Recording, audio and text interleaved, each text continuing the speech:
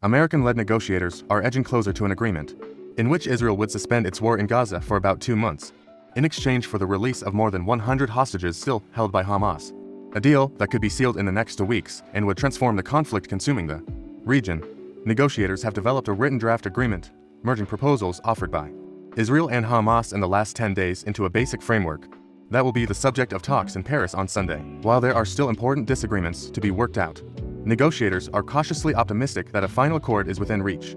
According to U.S. officials who insisted on anonymity to discuss sensitive talks, President Biden spoke by phone separately Friday with the leaders of Egypt and Qatar, who have served as intermediaries with Hamas, to narrow the remaining differences. He is also sending his CIA director, William J. Burns, to Paris for Sunday's talks with Israeli, Egyptian, and Qatari officials.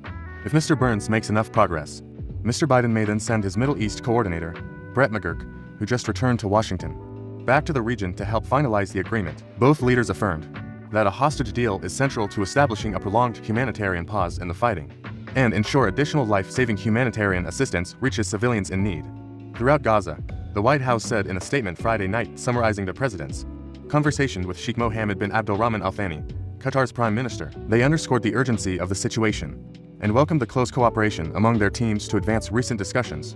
In a statement in Israel on Saturday, Prime Minister Benjamin Netanyahu reaffirmed his commitment to securing the release of those hostages who were not freed as part of a more limited agreement in November. As of today, we have returned 110 of our hostages and we are committed to returning all of them home, he said. We are dealing with this and we are doing so around the clock, including now. The hostages have been in captivity since October 7, when Hamas gunmen stormed into Israel and killed an estimated 1,200 people, and seized about 240 more in the worst terrorist attack in the country's history. Israel's military retaliation since then has killed more than 25,000 people, most of them women and children. According to Gaza's health ministry, it is not clear how many of those killed in Gaza were Hamas combatants,